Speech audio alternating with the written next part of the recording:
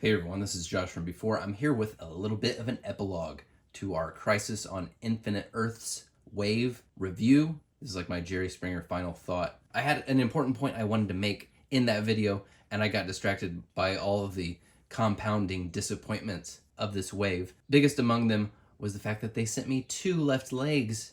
I couldn't even put the Build-A-Fig together. Fortunately, a dear friend of the channel, Ahsoka the Geek, hit me up and said he had an extra pair that he could send me. So now I've got my monitor complete. I also want to give a shout out to Michael Hauser for also offering to send me his extra legs. So Ahsoka sent these over. If you didn't see it, Ahsoka and our other friends, Rob D Toys and Brad the DC Universe Geek, they interviewed Todd himself on an episode of the DC Infinite Hour. Go check that out if you haven't seen that. I thought it was a really good interview. If you've ever seen interviews with Todd, you know that he is great at using a lot of words to say very little. And that tradition continued in this interview, but I thought the guys got him to loosen up a bit and break kayfabe a little bit. I mean, just the sheer fact that he was willing to acknowledge, hey, you know what? Sometimes they don't turn out as good as we want them to. Sometimes things get come out of the factory and they disappoint us.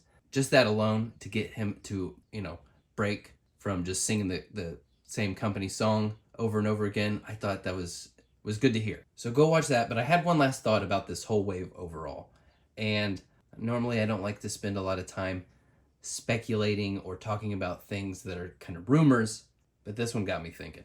The rumor for this Crisis on Infinite Earths wave and why it costs so much and why it's in very limited quantities is that it got turned down at retail.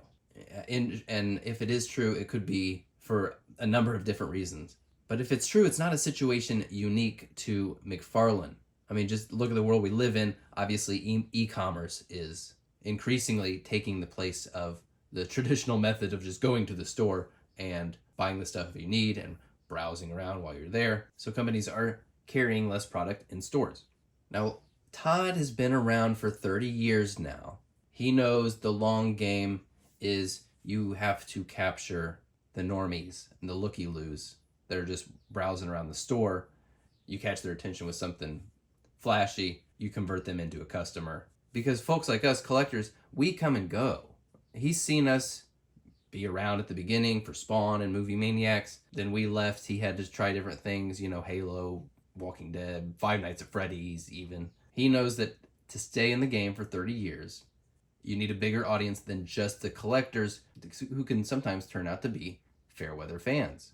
So as a result, it feels like he makes a lot of creative decisions that cater to the normies and the looky-loos over us dedicated collectors, over us diehard fans that have a more careful eye to canon, details, things like that. That's a strategy that makes sense, but if they're going to carry less and less of the product in stores, thereby decreasing the chance that the normies and the looky-loos are going to stumble upon something cool looking and want it and spend the money on it.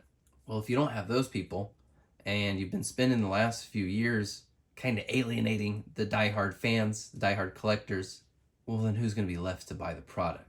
And Todd does listen to the fans about some things, but he's going to have to start listening a little more carefully if he wants us to stick around, because prices going up and putting out so many figures that the attention to detail starts slipping more and more, people are going to cut and run. So something to consider. It's been a rocky start to the year. I do think they can turn it around. Like I said in my last video, I'm not going to act like the sky's falling, but my enthusiasm for the DC Multiverse line has waned quite a bit. I needed him to put the air back in my balloon a little bit. You know what I mean? All right, folks, let me know what you're thinking. We'll talk about it more in the future. I'll talk to you soon, folks. Peace out.